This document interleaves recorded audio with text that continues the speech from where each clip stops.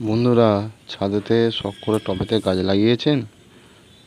এই দেখুন, এই আমার গাছ। এই গাছের উপর কী হারে অত্যাচার করছে পোকারা এসে। এই সেই পোকার পটি, পোকাটাকেও দেখাচ্ছি। দেখুন কি অবস্থা করেছে দেখুন। এই সেই পোকা, খুব খতরনাক পোকা। এই পোকাটি মূলত গাছের ডগগুলিকে খেয়ে নষ্ট করে দিচ্ছে। এই নিয়ে আমি 5খানা পোকা ফেললাম। এই আপনারাও আপনাদের গাছের যত্ন নিন, গাছকে প্রতিনিয়ত লক্ষ্য রাখুন। মূলত দেখবেন যে ছাদেতে এরকম ধরনের কোনো পটি পড়ে আছে কিনা, আর গাছের পাতাগুলোকে একটু উল্টে দেখবেন যে এরকম ধরনের পোকা কিছু দেখতে পাচ্ছেন কিনা।